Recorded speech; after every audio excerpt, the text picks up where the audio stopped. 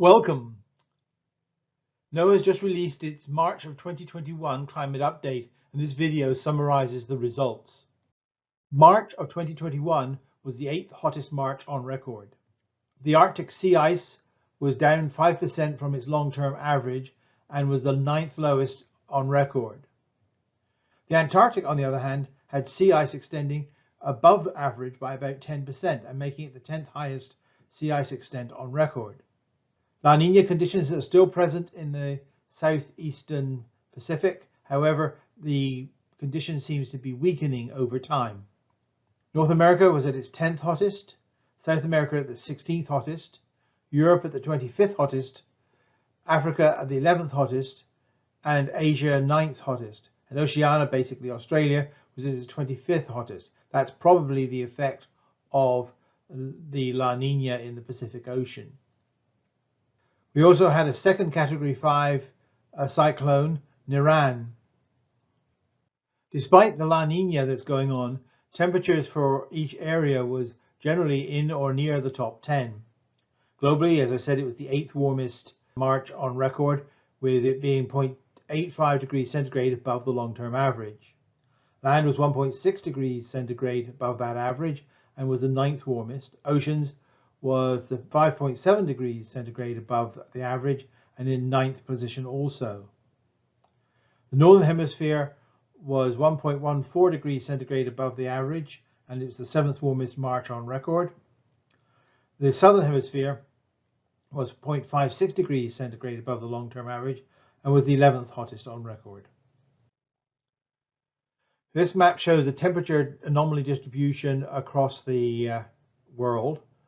Red indicates 5 degrees or so of warming. Dark blue indicates 5 degrees or so of cooling. You can see we have large areas of cold weather in the northern parts of both North America and Europe.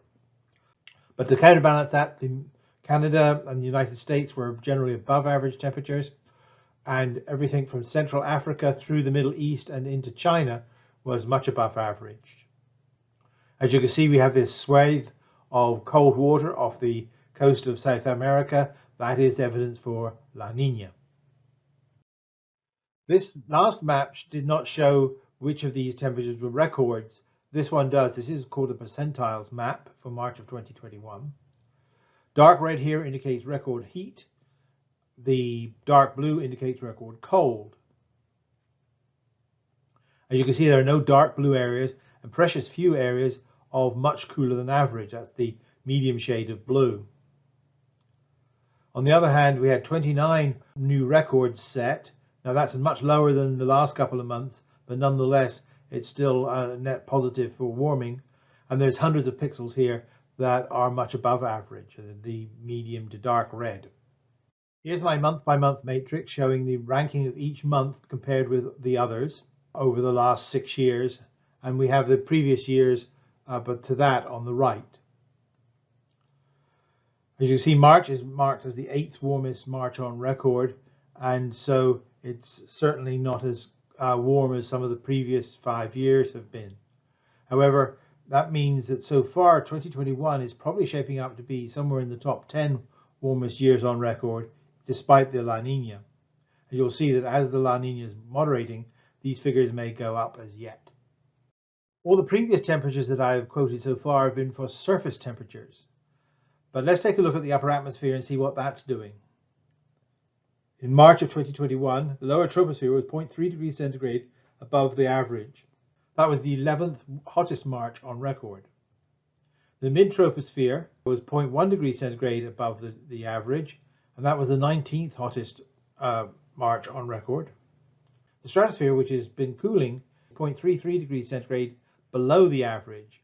That's the 9th coolest on record.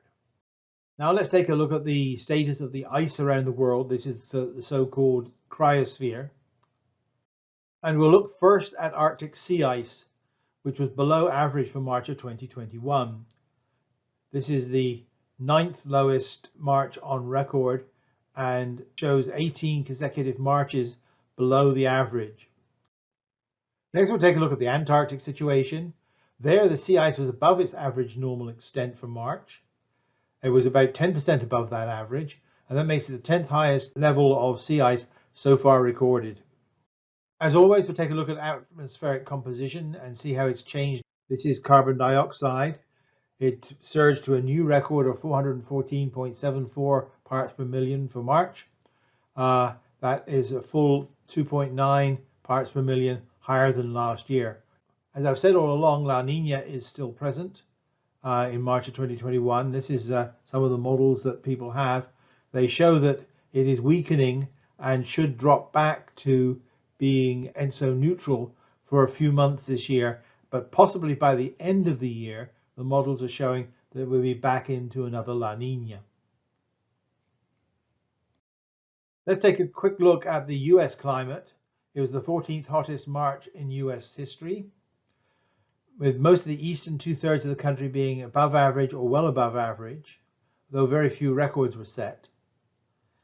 In the southwest, it was slightly cooler than average, twice as many record highs across the country as there were record lows. Looking at the rainfall, the Midwest had a lot more rain than normal, but all around the edges of the country, the east, the west, and the south coasts were very dry in comparison.